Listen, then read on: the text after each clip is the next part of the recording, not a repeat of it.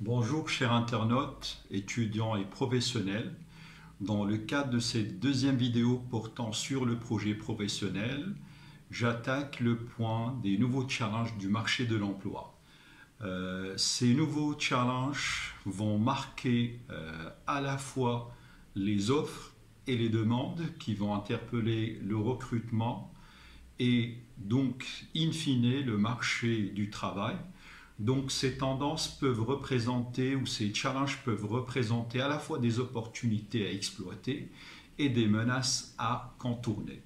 Donc les constats majeurs qui vont se positionner par rapport au marché de l'emploi. D'abord, le premier challenge, c'est le constat du skills gap ou du skills gap.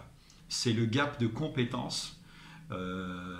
Constat majeur de plusieurs études empiriques qui ont été développées dans ce sens.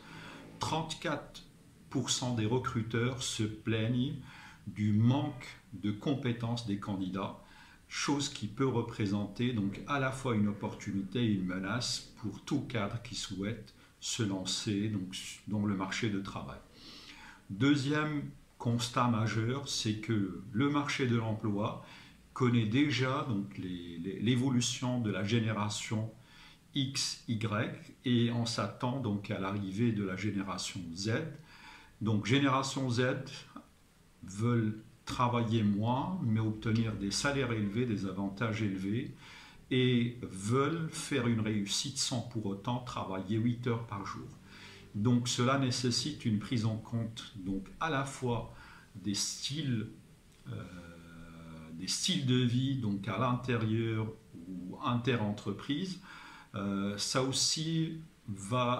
va affecter aussi les habitudes ou les comportements des salariés dans l'entreprise et ça va aussi challenger le top management de l'entreprise qui devrait s'adapter ou créer des solutions parfaitement adaptées donc à l'évolution de ces nouvelles générations donc demandeurs d'emploi.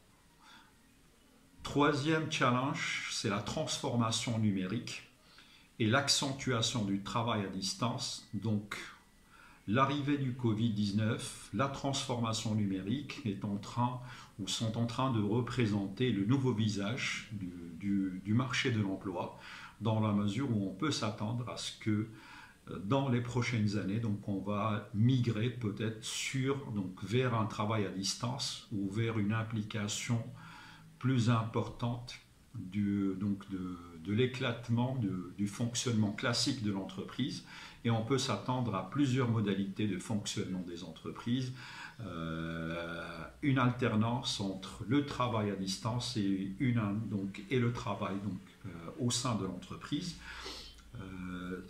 Donc quatrième challenge, c'est le règne du travail collaboratif. Fini le travail donc dirigé ou le travail affecté à une seule personne. On peut raisonner en termes d'équipe, on peut raisonner en termes de projet pour essayer de faire jouer le levier de créativité et d'innovation.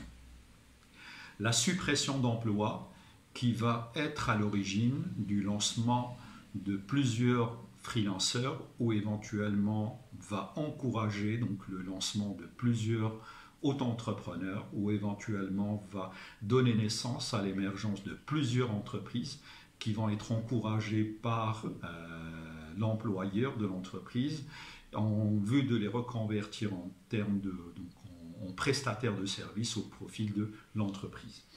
Un autre constat majeur qui va marquer le marché de l'emploi, c'est que on va assister de plus en plus à une baisse des taux de participation de la population active en raison du vieillissement de la population.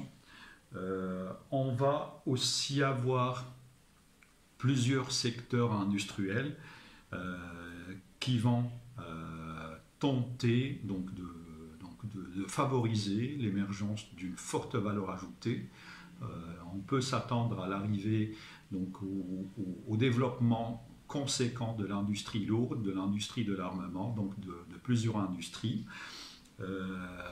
Un autre challenge que nous avons marqué, c'est que on peut s'attendre à des difficultés, donc à plusieurs difficultés qui vont affecter à la fois le tissu économique et éventuellement la population. Et donc le principal challenge serait peut-être de trouver l'art et la manière de favoriser un travail décent pour toute la population active. Et dernier challenge, le 9e challenge, c'est comment parvenir à assurer un équilibre entre une suréducation et une sous-qualification de la part des nouveaux rentrants sur le marché. Merci de votre attention et à la prochaine vidéo.